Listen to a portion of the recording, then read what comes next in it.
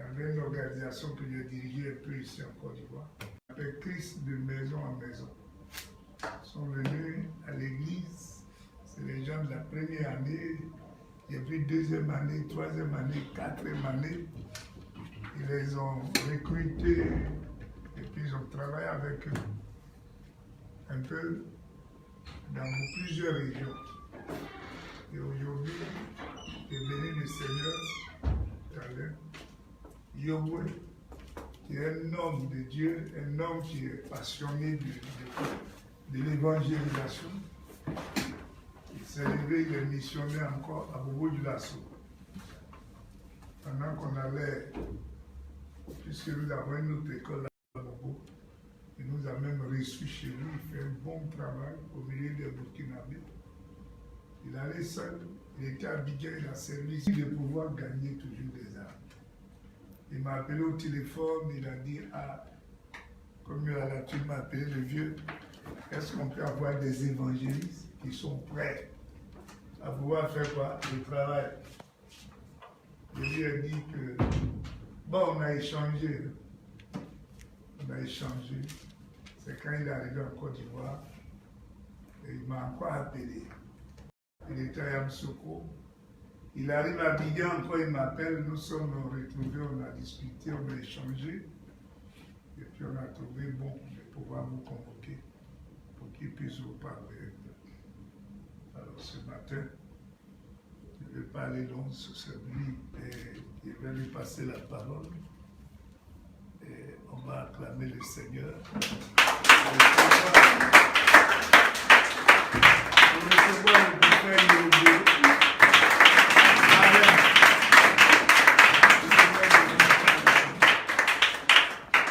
Alléluia. Amen. Que le Seigneur nous bénisse tous. C'est un plaisir pour moi d'être avec vous ce matin. Et le plaisir est tellement grand parce que j'ai cette occasion de pouvoir donc retrouver mon papa, ce papa qui nous a bercé dans notre pour le Seigneur. Le Seigneur m'a fait grâce de le connaître lorsque j'étais encore à l'école primaire, pendant que je passais mes petits temps dans les locaux de l'église Sema. Nous avions déjà ce désir de pouvoir embraser les villages autour de Yamsokro pour annoncer l'évangile. Et il est resté un modèle, une inspiration et surtout une voix qui est restée dans la digne ligne que le Seigneur lui a accordée, celle que nous avons aujourd'hui mérite d'être acclamée.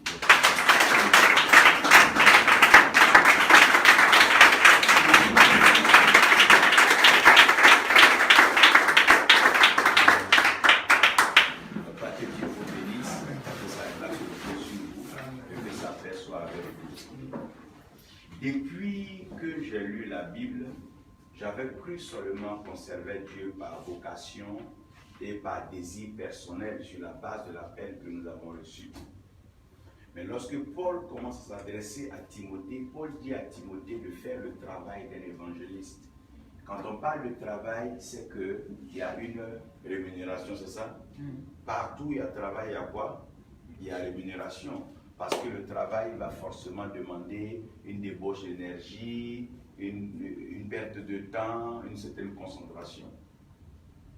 Seul que nous n'avons pas vu le travail de l'évangéliste plus tôt, mais nous avons vu le travail de l'Église. Alors qu'aucune Église ne peut exister s'il n'y a pas d'évangéliste. Ce qui fait que toute structure qui arrive dans un pays, ce n'est pas le directeur technique, ce n'est pas le directeur, le manager qui est important, mais dès qu'une structure arrive dans un pays, elle cherche quoi? Des commerciaux. Et quand le Seigneur partait, il n'a pas seulement voulu que nous soyons des apôtres, des prophètes, des enseignants et même dire des pasteurs. Il a voulu que nous soyons des gagneurs d'âme. Et puisque le diable sait que le gain d'âme est la seule façon de lui donner la défaite totale, il va trouver le moyen de frustrer et de pouvoir humilier tous les évangélistes. Ce qui fait qu'aujourd'hui, lorsque quelqu'un doit se présenter en tant qu'évangéliste, il a souvent honte de dire qu'il est évangéliste. Mais c'est très facile et très fier de dire qu'on est prophète, qu'on est évêque, qu'on est archevêque. Mais nous savons que la Bible dit que celui qui gagne des âmes est sage. Donc si nous devons revenir au point de la sagesse, ça veut dire que le seul sage dans tout ce que nous faisons, c'est celui qui gagne des âmes. Donc si l'évangéliste choisit de gagner des âmes, pour Dieu, c'est lui qui est quoi? C'est lui qui est sage. Donc tous ceux qui font tout ce que nous appelons donc rassemblement, acclamation et fête, ne sont pas forcément sages. Parce qu'ils tirent leur gloire, ils tirent leur célébrité dans ce qu'ils font. Mais celui qui gagne des âmes produit quelque chose que nous n'avons pas l'occasion de voir. C'est que la seule façon de rendre le ciel en joie, c'est de faire quoi? C'est de gagner une âme. La Bible dit que la joie est grande dans le ciel lorsque une âme est gagnée au Seigneur. Et celui qui gagne une âme est marqué et enregistré par Dieu parce qu'il a amené quelqu'un vers le Seigneur. Quand on demandera demain à ce dernier de rendre son témoignage de conversion, il dira que j'ai rencontré X, c'est bon? Et X m'a parlé de Jésus. Et Jésus saura qu'il y a quelqu'un sur la terre qui s'appelle X ou Y qui a parlé de lui. Mais l'évangélisation est le métier le plus merveilleux de la création. Seulement que le système a fait que tous les évangélistes sont abandonnés, laissés pour compte. Ce qui fait que les évangélistes sont obligés à un certain moment eux-mêmes d'aller faire des églises. Donc ils font des églises, pas parce qu'ils sont payés à faire des églises, mais ils font des églises parce qu'ils ont besoin des églises pour pouvoir survivre et faire avancer l'œuvre de Dieu. Donc la plupart des évangélistes qui ont fait l'œuvre de Dieu, qui ont bâti des églises, ont fait l'œuvre à cause de la méchanceté des hommes. Parce que tu peux aller organiser une caravane, une croisade d'évangélisation dans un village. Tout le village sera gagné. Mais demain, si tu passes dans le village, ton premier ennemi sera peut-être soit le pasteur ou les responsables prophètes qui sont dans le village. À cause de quoi? À cause des dons que le Seigneur a donné à l'évangéliste. On dira, bon, si c'est Dieu qui nous montre son église. Si on devait poser cette question à Jésus aujourd'hui, je pense qu'on n'aurait pas de réponse. Parce qu'il dit qu'il bâtira son église. Il met cette phrase-là au futur. Donc pendant qu'il parlait, il n'avait pas encore bâti d'église.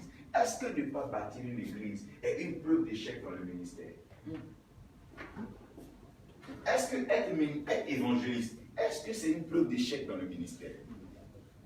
Est-ce que ce n'est pas fier d'être évangéliste? Regardez aujourd'hui ces hommes qui ont marqué les États-Unis, qui n'ont pas livré des paroles fausses à des leaders, sont des évangélistes. Quand on parle de Billy Graham était quoi? Renard Bonnke, il était quoi? T.L. Osborne était quoi? Jimmy Swaggart était quoi? Oral Roberts était quoi? Tous ces grands que nous connaissons qui sont morts milliardaires, qui ont laissé des fondations, ils étaient quoi? Et regardez bien une chose qui est merveilleuse, les évangélistes vivent très longtemps.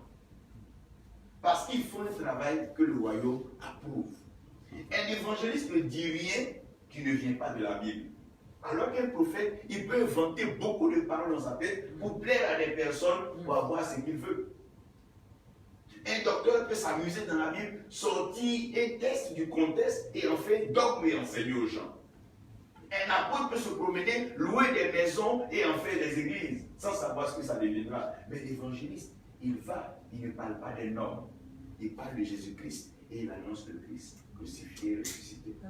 Il n'y a pas un meilleur boulot que ça. Et depuis ma jeunesse, j'ai commencé à pleurer, Seigneur, si quelqu'un doit être payé et récompensé sur cette terre, il doit être heureux, c'est l'évangéliste. Bonnke me disait, si l'église doit exister, alors il va falloir des évangélistes. Parce que dire à quelqu'un qu'on a un grand pasteur, quand il prie, les gens tombent, les gens sont guéris, n'a jamais envoyé quelqu'un au ciel. On a connu de grands féticheurs, de grands marabouts sur la terre, mais ça n'a amené personne au ciel. Donc la seule personne qui nous permet d'aller au ciel, c'est qui? C'est Jésus-Christ. Et qui parle mieux de lui? C'est l'évangéliste. Tout ce que vous voyez aujourd'hui en Côte d'Ivoire sont tous des évangélistes. Mais puisque être évangéliste, c'est un risque. Je gagne une âme, je la mets quelque part, demain je ne vois plus cette âme. Ce que cette âme va donner demain, moi je ne gagne plus rien. Dis à ton frère, Dieu se souvient toujours de ceux qui le servent. Dieu se souvient de tous ceux qui le servent. Tous ceux qui ont fait le travail d'évangéliste ont été toujours récompensés par Dieu. Amen. Tous ceux qui ont fait un travail d'évangéliste vrai. Parce qu'on peut faire une église aujourd'hui Tout simplement parce qu'on a besoin d'argent. C'est pas compliqué, hein? Vous savez ça, non? Il suffit de louer une salle demain là, on essaie d'aller prendre nos familles, nos parents, devenir une église, c'est pas ça? Mais ça, ce n'est pas l'œuvre de Dieu. Je vous expliquerai plus tard pourquoi l'homme même n'est pas autorisé à bâtir une église. Parce que dans l'église, en plus du prêchoir, nous avons ce qu'on appelle l'autel. Dis à ton frère l'autel. Dis à ton frère l'autel. Et aucun autel ne peut exister s'il n'y a pas quoi? Effusion de sang. Alors que nous, en tant qu'enfants de Dieu, nous n'avons plus le droit de faire couler un seul sang, parce que le sang qui a coulé, que Dieu a voulu, c'est le sang de Jésus-Christ. Donc tous les sacrificateurs lui sacrifient quoi? Christ est le souverain sacrificateur, et la Bible dit dans l'Hébreu que c'est lui qui est rentré dans le tabernacle. C'est pas ça, pas avec le sang des boucs, le sang des agneaux, mais avec quoi? Son propre sang. Donc tous ceux aujourd'hui qui ont l'autel, ils arrosent l'autel avec quoi? Demande à ton voisin, ils arrosent l'autel avec quoi? Ils arrosent l'autel avec quoi? Le sang ne revient pas à l'homme, parce que l'homme ne produit pas le sang. Le sang revient à qui? À Dieu. La seule chose que Jésus nous a donnée avant de partir, c'est quoi? C'est son esprit. Donc si un homme doit travailler, il doit travailler avec quoi? L'esprit de Jésus. Si quelqu'un n'a pas l'esprit de Dieu, il n'appartient pas à Dieu. Donc on peut rassembler des foules, faire ce qu'on veut, mais si nous n'avons pas l'esprit de Dieu, nous n'appartenons pas à Dieu. Aucun homme, aucun laboratoire ne peut fabriquer du sang. Vous êtes d'accord avec moi? Donc où on trouvera du sang si on veut du sang? En plus, quel sang? Un sang qui n'a pas connu de péché. Sur cette terre, dans ce Yopougon là, vous connaissez un sang qui n'a pas péché? Et Dieu n'acceptera pas un autre sang parce que ce sang, c'est le seul sang qu'il veut. Ça a été la sémence la plus douloureuse de la création. Il a donné sa vie afin que nous moissonnons quoi? L'esprit. Et quand l'esprit de Dieu est sur quelqu'un, la personne doit forcément exceller. Vous allez voir, nous sommes dans les derniers temps où plusieurs docteurs seront dévoilés, plusieurs prophètes seront dévoilés, démasqués, au fait de monter des faux miracles et tout. Parce que les miracles, normalement, n'accompagnent que ceux qui témoignent de Jésus-Christ. Donc, si quelqu'un peut faire encore des miracles pour lui, ce n'est qu'un évangéliste. Sinon, tout le reste qu'on est en train de fabriquer dans les temples, à la fin, on va rendre compte à Dieu. Ça n'appartient pas à Dieu. Quand je vois un évangéliste, je suis satisfait. Parce que là où un évangéliste se trouve, ce n'est même pas seulement une assemblée qui peut naître, mais c'est des assemblées qui peuvent naître. Aussi longtemps qu'un évangéliste peut se lever chaque matin et gagner des âmes, ça et là, il y a des familles qui peuvent naître et les familles seront toujours dans la main de Dieu. Les gens se découragent plus à l'église que dans le monde. Parce que dès qu'ils arrivent à l'église, on regarde un peu le statut financier. Quand on voit qu'ils ont l'argent, on commence à créer des rêves. On voit l'esprit de mort sur leur vie et tout. Mais cet esprit de mort-là, qui l'envoie? Puisque l'esprit de mort, il est contraire au souffle de vie. Et qui donne le souffle de vie? Donc, qui peut retirer le souffle de vie? On n'a pas besoin d'être malade pour mourir. S'il enlève le souffle dans tes narines, c'est fini ça. Celui qui dit le souffle ne va pas dans tes narines. Donc, pourquoi créer l'esprit de mort quand celui-même qui a la mort et la vie est là? Les gens ont peur et ils sont prêts à faire des sacrifices de moutons taureaux. Pourquoi? Parce qu'on a dit qu'on avait l'esprit de mort sur leur vie. Mais on ne leur a pas dit qu'il y avait Jésus aussi qui est là, qui est quoi? Le chemin, la vérité Amen. et la vie. Donc pendant qu'on te montre l'esprit de mort, on ne te dit pas que le chemin, la vérité et la vie est là. Parce qu'on te cache ça pour te prendre le peuple de Christ. Ceux qui font le bon travail, le vrai travail, c'est les évangélistes. Seigneur, si tu peux payer les évangélistes à des millions, même prendre milliardaires des évangélistes, Seigneur, tu peux tout gagner sur la terre. Amen. Et vous savez que les évangélistes en général sont des gens très humbles, des gens très simples. Parce qu'ils ne parlent pas d'eux-mêmes, ils ne présentent que le Maître, le Seigneur, le Sauveur. Dieu est en train de recentrer les choses. Et comme la fin d'une chose vaut mieux que son commencement, nous sommes dans le temps où les évangélistes seront recherchés, brisés dans le monde entier. Des grandes églises vont se retrouver vides après avoir fini de faire tout ce qui est mauvais. Ils vont chercher qui? Des évangélistes. Il est facile de bâtir une maison, mais c'est de vivre heureux dans la maison qui est difficile. Et la seule personne qui a la bonne nouvelle, c'est qui? Si vous prenez le dictionnaire des serviteurs de Dieu, celui qui utilise le mot bonne nouvelle, c'est qui? C'est l'évangéliste. Quand tu vois un évangéliste, c'est que tu as quoi? Tu as une bonne nouvelle. Même les rois, quand ils voyaient un prophète, ça avait peur. Parce qu'un prophète va annoncer une mauvaise nouvelle. Mais quand tu vois l'évangéliste, c'est qu'il y a quoi? Tout ce que vous voyez, Papa Idaoussa, regardez, c'est tous quoi? Des évangélistes. Allez-y au Ghana, voyez les décamps, tout ça sont quoi? Des évangélistes. À un certain moment, l'homme a l'envie quand même d'apparaître sur la scène. Sinon, tous sont quoi? Des évangélistes. Avant les actes des apôtres, est-ce qu'on a lu l'écrit d'un prophète? C'était qui avait écrit? Les 4 personnes qui avaient introduit les actes des apôtres, c'est quoi?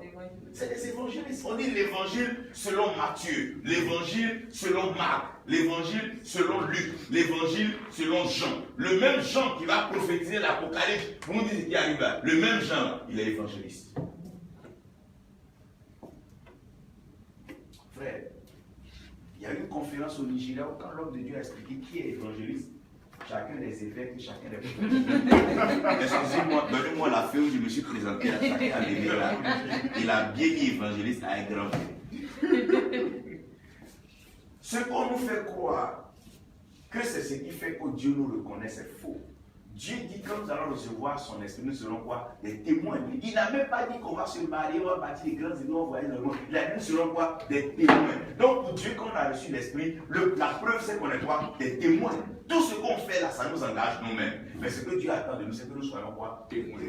Et je suis convaincu, papa, que les vrais évangélistes seront chèrement payés sur cette terre. On va chercher des évangélistes, les mettre en avion, pour les nations pour aller évangéliser.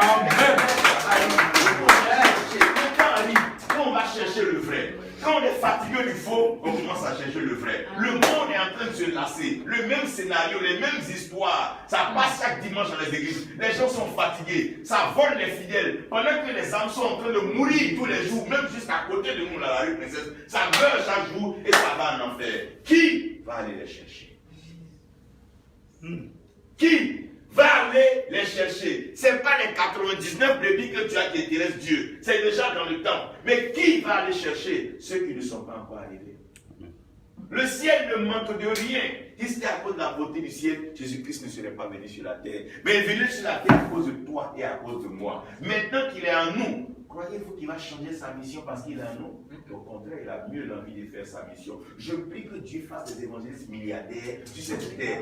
Des évangélistes qui auront des camps d'évangélisation. Je suis en train de vous dire, il y a des structures qui vont vous payer. Est-ce que vous savez quel moment les structures de la terre vont commencer à payer leur dîme à Dieu? À cause des pandémies, des épidémies qui arrivent. Écoutez-moi bien, Pharaon n'avait pas envie de prendre Joseph comme gouverneur. La cause était en prison. Mais c'est un problème qui envoie l'homme vers Dieu. Amen. Je prie que les grandes églises africaines aient des problèmes d'évangélisme et que ces églises vous cherchent au nom de Jésus. Amen. Je prie que les jeunes riches aient des problèmes et qu'ils vous cherchent. Personne ne va à l'hôpital parce qu'il veut voir un médecin ou parce que le médecin est beau. C'est un problème qui envoie quelqu'un quelque part. Dieu va créer un problème à la création. Les hommes chercheront les évangélistes. Les prophètes chercheront les évangélistes. Les apôtres chercheront les évangélistes. Les évangélistes seront recrutés et ils seront payés cher. Banquier, son équipe était payée très cher.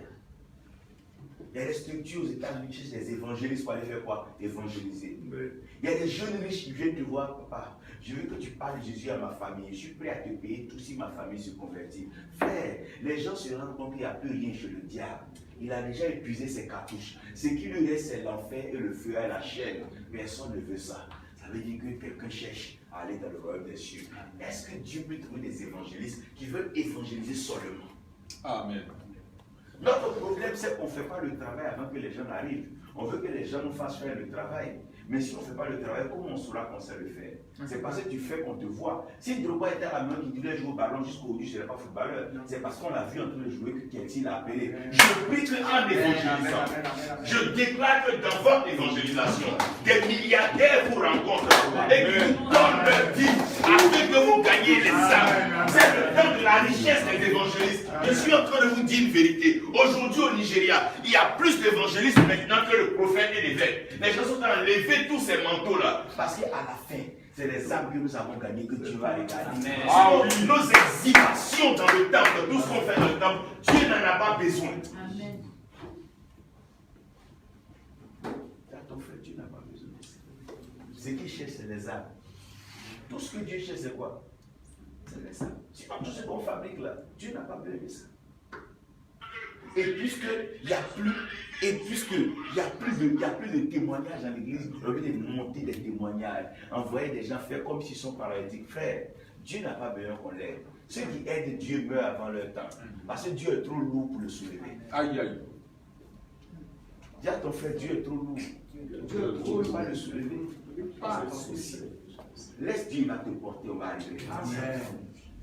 Je suis convaincu, à partir de 2023, tous les évangélistes vrais seront embauchés et ils vont travailler dans des structures. Certains même vont monter en grade, seront évangélistes, 1 étoile, 2 étoiles, dans les gens qui vont, on va appeler pour les croissants des nations. Car les croissants appelés comme un expert.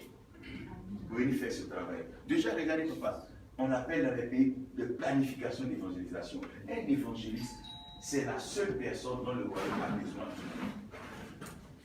Demande à ton frère, est-ce que tu es un évangéliste? Est-ce que tu es un évangéliste? Demande-lui, est-ce que tu es un évangéliste?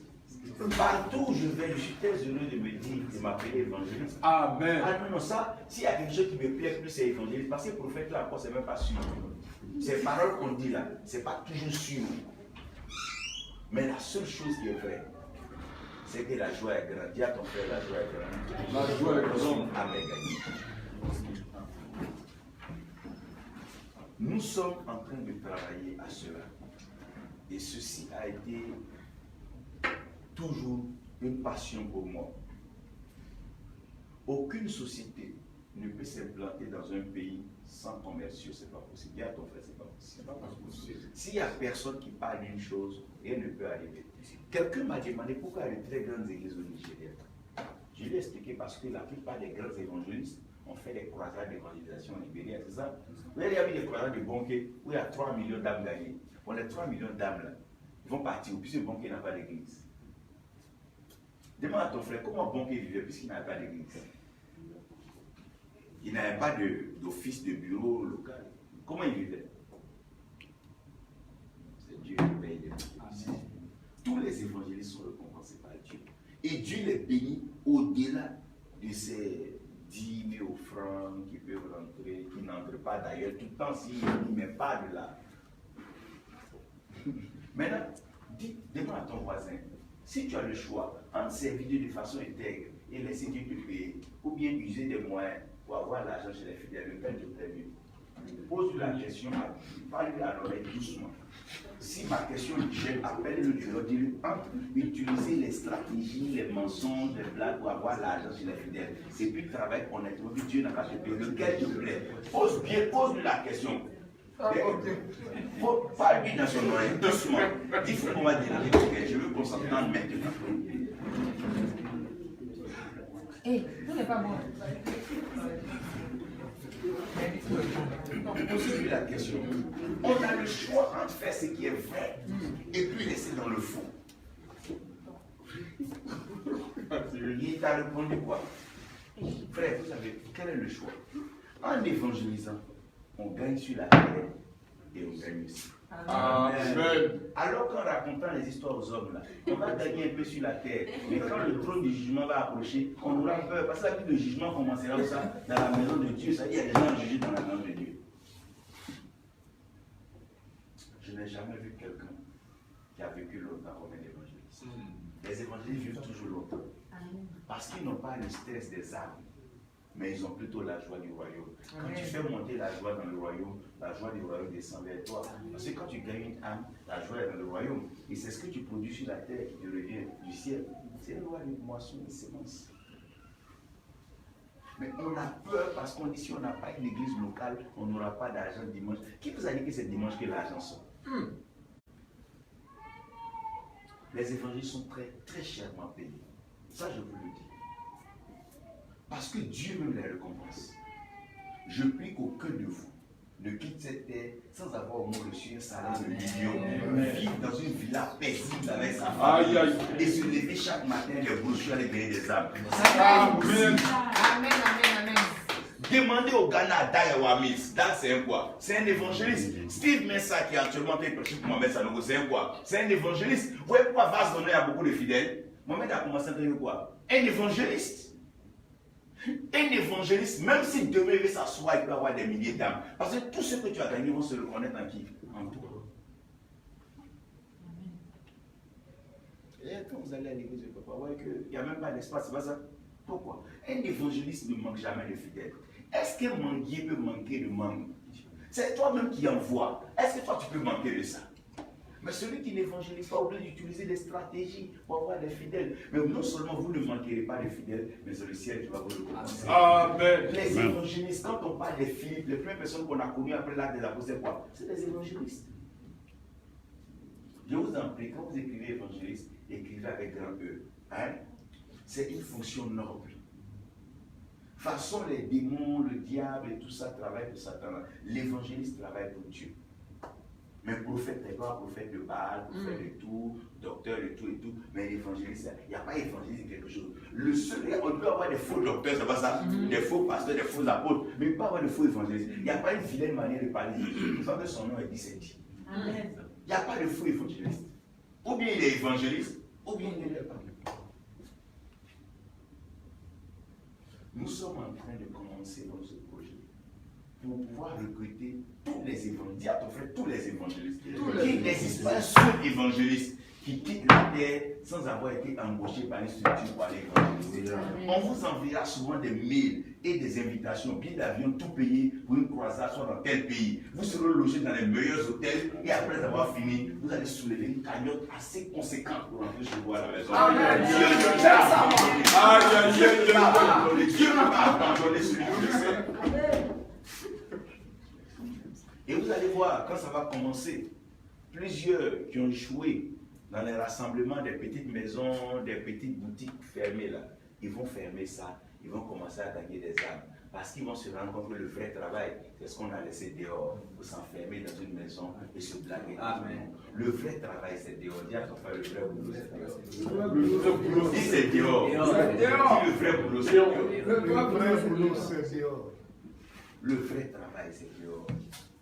Quand vous voyez ce papa passionné, vient à propos de la suite, laisse-moi regarder, il va dans un village, un campement, au fin fond, où même il n'y a même pas l'eau potable, il n'y a même pas de lumière. Pour aller faire quoi? Voilà, c'est ici l'évangélisation. Qui parmi vous aime vraiment évangéliser? Qui pense que si on lui donne un salaire, il peut évangéliser tous les jours? Amen. Qui peut le faire? Ça, il sans contrainte. Parce que ça va être naturel. Pas à cause de la rémunération, mais à cause de la passion qu'on a. La rémunération ne vient que te permettre d'avoir des bons moments pendant ton temps de repos. Au lieu de te reposer dans les chagrins, au moins tu te reposes sachant que telle facture est payée, tel truc est payé. Mais le travail, tu le fais de toi-même. Un homme de Dieu qui se laisse payer par un homme n'est pas un homme de Dieu, mais un homme d'un homme. C'est celui qui te paye qui décide ce que tu fais. Mais quand tu fais pour Dieu, c'est Dieu qui te le fait. Amen. Amen. Je crois qu'aujourd'hui même, Dieu a trouvé des évangélistes. J'ai eu du mal à dormir hier, tellement j'étais heureux de vous rencontrer les évangélistes. Partout où je vois des évangélistes, j'ai encore l'espoir que Jésus-Christ revient bientôt. Parce que allez-y visiter tous les pays d'Abidjan, filmez les messages. On parlera du pasteur, on parlera de la femme du pasteur, on parlera de l'habit du pasteur, on parlera des mariages de l'église. On ne mentionnera même pas le nom de Jésus-Christ. C'est peut-être en passant dans une prière, on va dire le nom de Jésus-Christ, parce que c'est le code pour avoir accès à quelque chose. Il devient maintenant un moyen d'accès, mais pas quelqu'un qui vit en nous et qui se manifeste. Mais l'évangéliste ne peut pas faire une bonne phrase complète sans mettre le nom de Jésus-Christ. Vous êtes bénis. Amen. Et je crois au nom de Jésus-Christ que les structures viendront vous embaucher depuis les États-Unis. Vous savez que l'Amérique est en train de rentrer dans une apostasie réelle, non? Vous voyez déjà ce qui se passe au niveau du gouvernement. Les églises vont chercher des évangélistes, des gens frères zélés d'Afrique qui seront prêts, ils regarder un chef d'État dans les yeux pour dire non, donne ta vie à Jésus-Christ, tu ne perdras rien. Je pense qu'il peut évangéliser ici à Abidjan, en Côte d'Ivoire, en Afrique et dans le monde. Il peut le faire. Et tous ceux qui sont prêts à évangéliser hors d'Afrique, je verrai avec papa pour disposer un programme de langue anglaise, cadeau. Je vous parler tous anglais pour aller. Là où nous sommes en train de parler, on a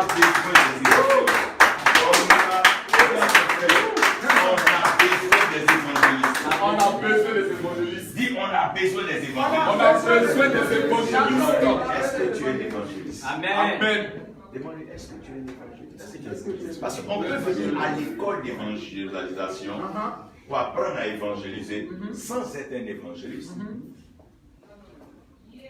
Mais quand on est un évangéliste, l'école nous prédispose à mieux faire ce à quoi nous sommes appelés.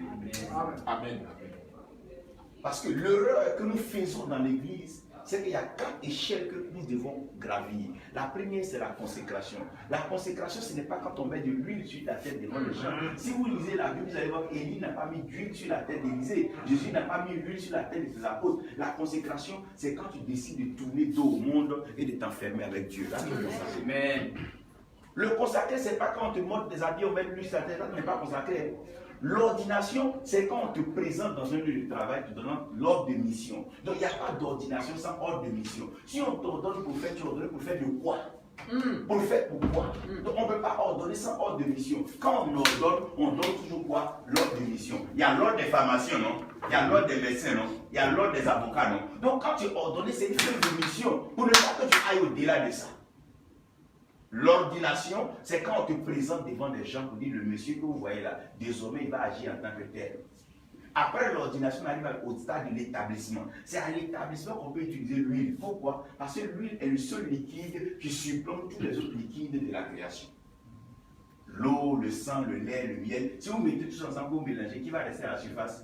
C'est l'huile. Donc l'huile établit toujours. Maintenant, la dernière étape de décompléter l'homme, c'est l'élévation. Aucun homme ne peut élever un homme. La vie, l'élévation ne vient d'Orient, d'Occident, de Midi, c'est ça, non? L'élévation vient de Dieu. Donc quand tu travailles fidèlement devant Dieu, c'est Dieu même qui fait quoi? Qui t'élève. Amen. Même si tes responsables ne t'aiment pas, si tu fais le travail d'évangéliste fidèle, Dieu va t'élever comme évangéliste fidèle. Ça ne dépend pas des hommes. Ça les Jérémie, dites-moi, est-ce que les Égyptiens aimaient forcément Joseph? Non, mais c'est Dieu qui l'a élevé. Quand Dieu t'élève, on n'a pas besoin de t'aimer. Mais ce que tu fais là doit forcément plaire aux gens. Ouais, c'est le travail de Dieu. Un évangéliste, tu peux ne pas l'aimer. Mais quand il est dans la foule en train de parler de Jésus, tu es obligé de venir dire non. On dirait que j'ai péché de me repentir. On ne parle plus de repentance. Qui parlera encore de ces choses? Qui est consacré évangéliste? Qui pense qu'il s'est mis à part pour l'évangéliste parmi vous? Je n'ai pas dit qu'il se forme, hein. Qui sait que sa vie, là, il ne reste que l'évangélisation en fait. Que même si le ciel se plie pour le bénir, même s'il est milliardaire, il va continuer à évangéliser. C'est ça aussi le problème. Dès qu'on a un peu d'argent, notre passion s'arrête. Qui croit qu'il est un évangéliste frère ici? Je sais qu'on forme des évangélistes ici, mais qui croit qu'il est un évangéliste frère? Que si Dieu lui donne les moyens, il va évangéliser toujours. Si on s'en va même se développer, demain il pardonne ce Dieu, donne des moyens, camion d'évangélisation, qui va évangéliser à ça? Et la voiture va plus devenir sa voiture de luxe, on va aller carrer des Qui croit que si on lui donne les moyens d'évangélisation, qui croit que s'il a les grands moyens d'évangélisation, il va évangéliser? Qui a envie d'embrasser son village? Et pour Jésus? Qui a envie d'enflammer cette nation-là? Qui veut brûler cette nation-là pour Jésus? C'est ça qu'il est question. Comment les gens peuvent réclamer le don de guérison sans même savoir où se trouvent les hôpitaux où les malades sont?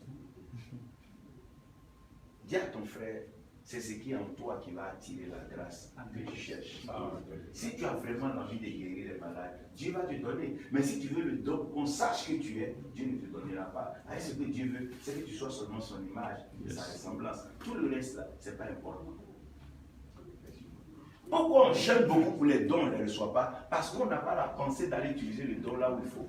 Oui. Mais si vraiment tu as la passion de voir les malades guéris, frère, entre par exemple aller mentir à quelqu'un pour qu'il donne 1 million, et puis aller devant un papa qui est cancéreux, qui a des villas à Yopougon, prier pour que le cancer soit guéri. Là, il n'a pas donné des maisons. Pourquoi on laisse le travail pour aller faire ce qui n'est pas le travail? Yes.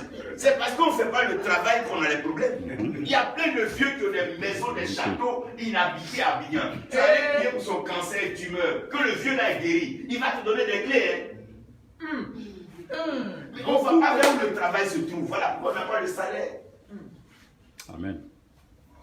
Ruth est partie là où il y avait le champ, alors que le champ appartient toujours à quelqu'un. Si vous voyez un grand champ, parce que le champ c'est la seule chose qu'on ne ramasse pas. Et tu vois champ de maïs, qui a planté maïs quelque part.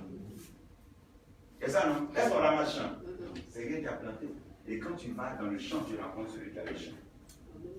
Il y a trop de gens qui sont terminés. Il y a des cliniques là. Mon ami à qui j'étais avant-hier, son papa est hospitalisé. Chaque jour, il faut payer près de 500 000 pour le mettre sur ma sorcière. Il n'y a pas un évangéliste. Comment il va aller Jésus, le vieux va guérir les 500 000 là. On va te donner, ça va faire quelque chose rapidement. Il n'est pas encore sorti. Non, il est sorti. Quand on a quitté, on est parti. Le vieux dans le coma a ouvert ses yeux, il a parlé à nous. Le lendemain, on l'a enlevé en réanimation. Actuellement, il est en salle normale, le monde doit le libérer. On n'a pas prié ici pour lui. Si, le vieux, il a dit, allez-y et dites tout ceci. Vous savez, frère, si on fait le travail, mon ami n'en revient pas. Frère, le Jésus que nous avons est trop puissant. Même le féticheur, quand il fait son fétiche, il dit, si Dieu le veut. Le musulman, il a dit quoi? Si Dieu le veut. Frère, on a une puissance en nous. Mais nous ne pouvons pas exposer cela. Je prie que quelqu'un parmi vous rencontre le directeur de la PISA qui prie pour la mère des ministres. Et cette mère-là sera guérie. Et qu'à partir de cet instant, on te donne une grande villa à la Riviera Palmyre. Que cette villa soit maintenant un centre d'accueil pour les missionnaires des évangélistes. Dieu vous donnera cela. Amen. Amen.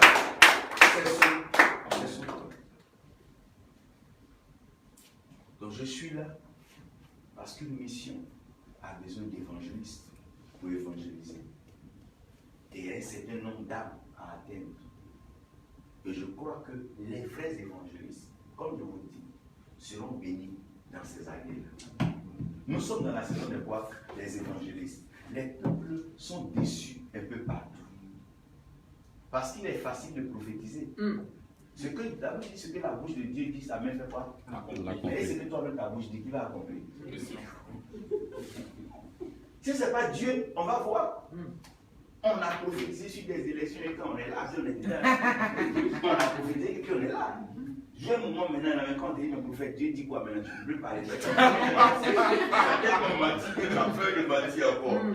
Quand Dieu parlait, Dieu dit, est-ce que le Seigneur, on ne cherche pas la face de Dieu. Ce que Dieu veut qu'on fasse, c'est qu'on gagne des âmes. Dieu ne nous a pas appelé pour profiter ces événements qui vont avec le monde. La seule qu'il a donné, c'est de gagner des âmes. Sinon, tout ce qu'on fait, ça ne l'intéresse pas. Il va être président au Nigeria, il va être président en Afrique du Sud, ça n'intéresse pas Dieu. C'est qui va rentrer dans le royaume. Voilà, ça intéresse Dieu.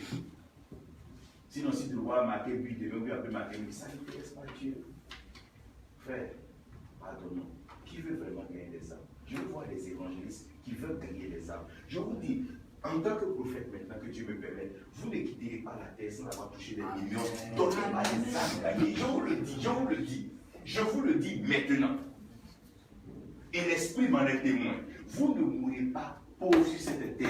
Il a dit à Pierre, il n'y a pas quelqu'un qui a laissé sa famille, ses biens pour le suivre et qui n'a rien eu sur cette terre dans le monde à venir. Ça, c'est Jésus lui-même qui a dit ça.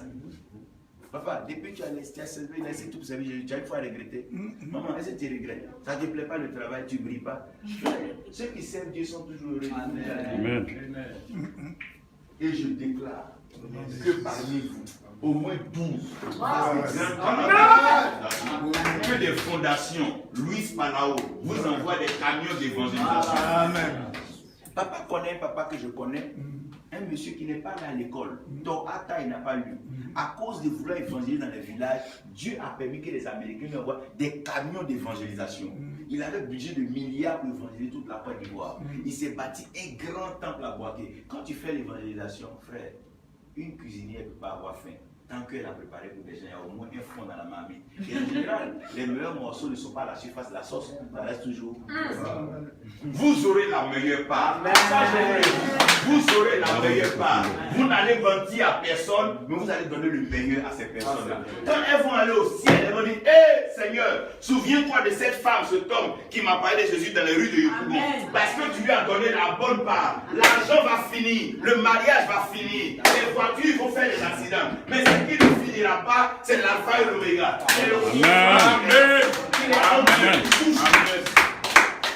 C'est le seul trésor, c'est le seul vrai héritage que nous avons. La seule part que nous avons qui est bonne, c'est Jésus-Christ. Parce que les hommes vont nous trahir demain. Les femmes vont nous abandonner après-demain. Nos enfants vont grandir, vont se marier, vont partir. Mais celui qui a la porte de notre cœur qui frappe, c'est Jésus-Christ. Il frappe toujours à la porte de notre cœur. Quand est-ce que nous allons frapper à la porte de nos voisins pour leur dire que le Seigneur revient bientôt? Quand ma mère s'est convertie, c'est le papa qui a attrapé la main de maman pour l'envoyer dans l'évangélisation. Aujourd'hui, à Amsoko, partout où tout est a passé des années sur les églises. Au début, elle me dit, mais comment on va construire les églises? Elle dit, quand le temps d'une chose arrive, Dieu fait chaque chose bonne en son temps. Depuis près de 12 mois, quelqu'un qu'elle ne connaît pas a commencé à construire les temps partout pour elle. En dune, avec toiture. Quand c'est l'œuvre de Dieu, Dieu se pourvoit pour son œuvre. Frère, Dieu ne peut pas abandonner son œuvre. Si c'est l'œuvre de Dieu, c'est que Dieu n'a qu'à se pourvoir. Si c'est ton œuvre, alors tu vas te débrouiller. Qui va laisser ses enfants pour aller mettre l'enfant des autres à l'école? C'est l'œuvre de Dieu que Dieu assume. Est-ce que c'est l'œuvre de Dieu qu'on fait? Si c'est l'œuvre de Dieu qu'on fait, Dieu doit assumer. Oui. Parce que chaque pays paye ses ministres et ses présidents. Dieu ne peut pas ne pas payer ses ministres. L'évangéliste est un ambassadeur du royaume des cieux. Amen. Un ambassadeur a les moyens d'accompagnement. Je veux pleurer tous les jours que tous les évangélistes aient des grosses voitures. Que les enfants des évangélistes partent dans les écoles les meilleurs du monde. Parce que l'évangéliste, c'est l'ambassadeur de Dieu sur la terre. Amen. Et ça ne peut pas finir comme ça. Comment Dieu va permettre que des menteurs, des fabricants de messages puissent avoir des grosses voitures et tout, et puis les évangélistes vrais qui le servent? Non, on va faire la vie d'un David. On saura ceux qui servent le vrai Dieu et ceux qui ne le servent pas. Le temps est arrivé, Dieu va mettre à part ceux qui le servent. Amen. Et il va humilier ceux qui ne le servent pas. Gloire soit rendue à Dieu pour les évangélistes, parce qu'au monde est ceux qui servent Dieu. Quand le président est prophète, les prophètes de quoi? Mais l'évangéliste, il est évangéliste de qui? Il est évangéliste de Jésus-Christ. Un docteur, il enseigne quoi? Frère, on est rentré dans trop d'hérésie, dans ces mystères bizarres, ça monte tous les jours. Mais la seule chose qui est vraie, c'est Jésus-Christ. Parce qu'il n'y a pas deux vérités. La seule vérité, c'est qui? Jésus. C'est lui avant de parler, il dit quoi? En vérité, en vérité. Parce que lui, il ne peut pas mentir. Le jour où il ment, il devient quoi? Le fils du menteur. Or, le père du mensonge, c'est qui? C'est le diable. Jésus n'acceptera jamais d'être mentir. Je prie que chacun de vous soit nanti et équipé pour évangéliser. Je prie que vous ayez tous des fondations d'évangélisation. Avant de quitter la terre, qu'on vous donne des hectares de forêt, que vous placez des caravanes d'évangélisation, que vous placez des appareils, des sonos pour évangéliser, qu'on vous envoie des tonnes de brochures. Je prie aujourd'hui que chacun de vous entre en connexion avec des évangélistes dans les États-Unis, dans l'Asie et dans l'Europe, qu'on vous envoie des milliers d'euros pour évangéliser. Que Dieu le fasse pour vous maintenant au nom de Jésus. Aucun de vous ne manquera de moyens pour servir Dieu. Amen. Si un d'entre vous n'a pas au moins des millions par mois, qui demande à Dieu pourquoi? Parce que c'est normal qu'on vous paye. Essayez de vous lancer sur le salaire d'un ambassadeur, multiplié par 10, il doit vous donner ça. Parce que Dieu a promis de ne pas nous laisser. Un père, il bénit ses enfants. Je suis arrivé depuis combien de temps? Quelques jours. Le dimanche, je me précipite pour aller prêcher dans l'église. Ce n'est pas là-bas que Dieu donne l'argent, là-bas c'est les fidèles qui donnent. Quand Dieu veut te bénir même dans ton sommeil, il provoque quelqu'un qui veut te donner de l'argent. Si Dieu ne te bénit pas, c'est que tu ne travailles pas pour lui. Dites-moi, est-ce qu'à la fin du mois, le fonctionnaire va prier? Est-ce qu'il va parler en langue? Il va au guichet. Parce qu'il sait que dans les 22 jours, il a travaillé pour une entreprise, non? On va lui faire un virement. Mais pourquoi Dieu ne fera pas le virement? Oui, celui qui s'approche de Dieu doit voir que Dieu existe, que Dieu est le rémunérateur. Maintenant, le rémunérateur, ça veut dire quoi? C'est celui qui te paye, c'est celui qui te récompense. Nous allons commencer avec vous. Et je prie que vous tous qui êtes là, vous soyez tous embauchés pour évangéliser. Ça, c'est ma prière et c'est mon désir.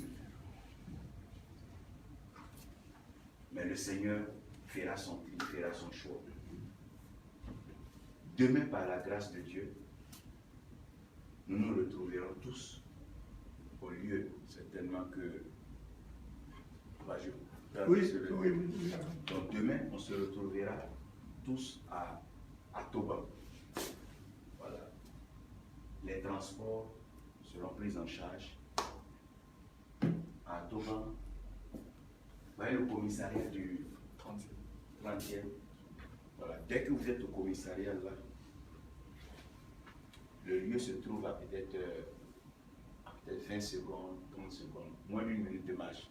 C'est ça, non? Oui. Donc le commissariat est là. Donc c'est juste en face. Juste en face. La cité là. Voilà, la cité qui est là. Voilà, vous allez voir une église, une mission sur laquelle est écrit Jésus. Donc, Vous êtes réservé la main pour vous enseigner. Voilà, ça veut dire que le village de Jésus. Le village de Jésus. Bon, vous voyez qu'il y a des gens qui vont dire le village de Jésus, dans le campement de Jésus, dans la ville de Jésus, dans le pays de Jésus, tout ça, on ne sait pas comment ça va faire. Mais donc demain, ça va être là-bas, autour de 9h30. Donc après l'entretien, la sélection sera faite bien sûr par, puisque c'est les formateurs qui connaissent mieux les évangélistes outillés et qui peuvent faire le travail.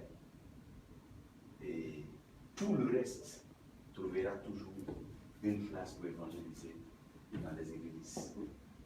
C'est ce que le Seigneur permettra demain.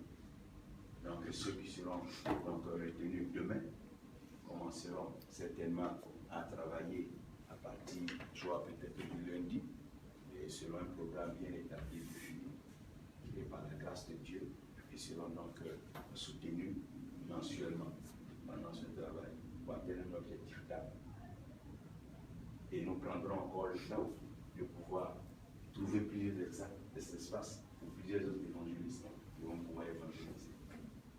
Mais ces évangélistes ne seront que des évangélistes. C'est bon?